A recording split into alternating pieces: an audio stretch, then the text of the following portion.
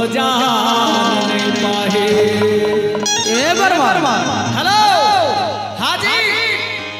ये तोर शरीर कतका दिन तक रखे सकबे? मोला ऐसे लगे बरमान सब लगी है जीव के ठिकाना नहीं है। कौन कौन जहां जाही के था कौन कौन हाजी झंगुलाऊ गांव हैं ले एक के बाद आप पे झंगुलाई पे दाई दाई गीत प्रस्तुत किए जाए। एक और नया एल्बम के गीत एक तो 10 साल बाद नया एल्बम निकला थे जेकर नाम है जीवन के राह। आओ ऐसे कैसे परिवार निकलने वाला है बहुत ही जल्द। ताहू हो बेरा हो रा अब कोनो ने रही चले रे भाचा चरो साथ मोरे भा हाजी तो हो बेरा। अच्छा ये पूरा जगत हो ही ना कोनो मेरा मामा तो नहीं चले सा ऐसे तहु हो बेरा महु हो रा कोनो ने रही चले से तोरो साथ कोनो ने रही चले से तोरो साथ हो बेरा महु हो रा कोनो मेरा सखी तोर नहीं चले सा कोनो मेरा सखी तोर नहीं चले सा।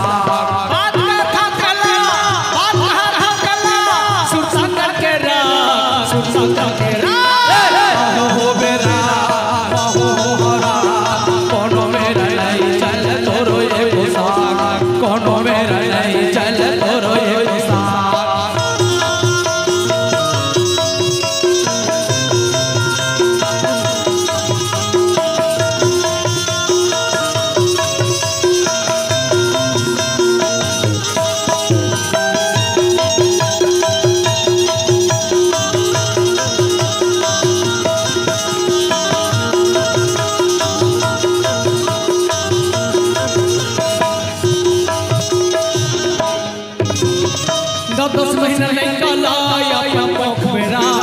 अपन पोख मेरा 10 महीना निकला अपन पोख मेरा अपन पोख मेरा 10 महीना निकला अपन पोख मेरा कौन राखी नहीं दीदी बहन के बात हिल बने बता देबे। हां जी और जब लड़का के जन्म हो बेटा का होई बेटा बोला से चुप के रा सही राख देगा लड़का के तो माथा पिया ऐसे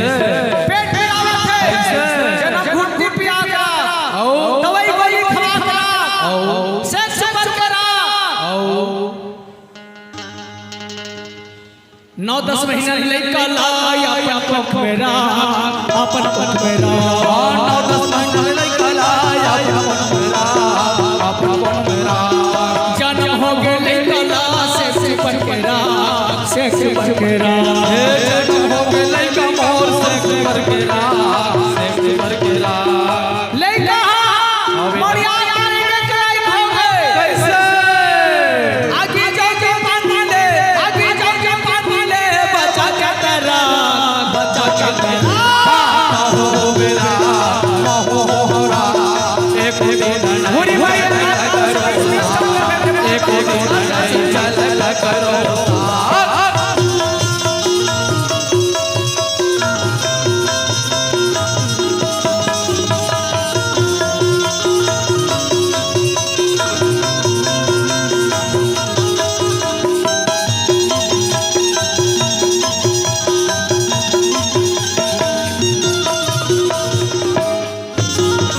पढ़े भाई स्कूल में भर्ती करके रा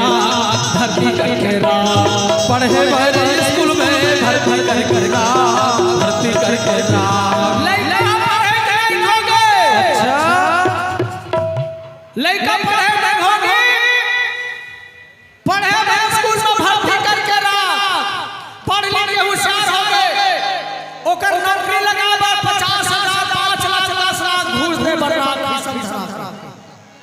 अब लड़का होशियार हो रहे लड़का होशियार हो रहे कुछ धंधा पानी करा हेलो